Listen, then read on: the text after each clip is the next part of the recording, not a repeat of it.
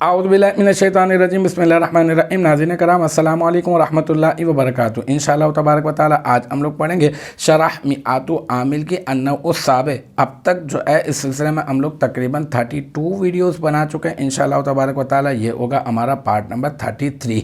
ہم پڑھ رہے ہیں مہما کے بارے میں۔ اصل میں تو ہم لوگ پڑھ رہے ہیں ایسے اسما کے بارے میں جو فعل مضارع پر عمل کرتے ہیں، فعل مضارع کو جزم دیتے ہیں، ان کے معنی میں ہو کر جزم دیتے ہیں۔ تو اب میں نے آپ کو مہما کے بارے میں بتایا کہ یہ زمان کے لیے استعمال ہوتا ہے، تو اب اس کی مثال ہم لوگ کوٹ کر رہے ہیں اور وہ ہے مثل مہما تذهب اذهب۔ تو اب کیا کریں گے، اب ہم کہیں گے مثل مضاف، کیونکہ یہ تو اپنے ما بعد کے لیے مضاف ہوا کرتا ہے، اور ما قبل مثال مبتدا محذوف کی جو ہے نا وہ خبر ہوا کرتا ہے۔ تو ہم لوگ کہہ دیں گے مثلو جو ہے نا وہ مضاف ہے، اور مہما جو ہے نا یہ ہے معرفہ مبتدا بن جائے گا، ٹھیک ہے۔ اور تذهب جو ہے نا یہ صیغہ واحد مذکر حاضر، اس میں انت ضمیر مرفوع متصل مستتر، اس کا فاعل، پھر فعل اپنے فاعل سے مل کر جملہ فعلیہ ہو کر یہ بن جائے گا شرط، ٹھیک ہے۔ پھر اذهب صیغہ واحد متکلم اور فعل مضارع مثبت معروف، اس میں انا ضمیر مرفوع متصل مستتر، اس کا فاعل، پھر فعل اپنے فاعل سے مل کر جملہ فعلیہ ہو کر بن جائے گا جزا، پھر شرط اپنی جزا سے مل کر بن جائے گا جملہ شرطیہ، جملہ شرطیہ ہو کر بن جائے گا مہما مبتدا کی خبر،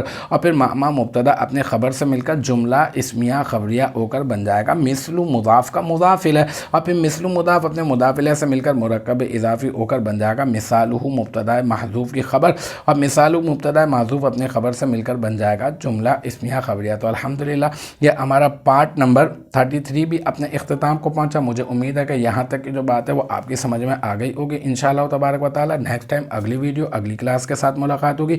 جب تک آپ اپنا بہت خیال رکھیے گا۔ وآخر دعوانا ان الحمدللہ رب العالمین۔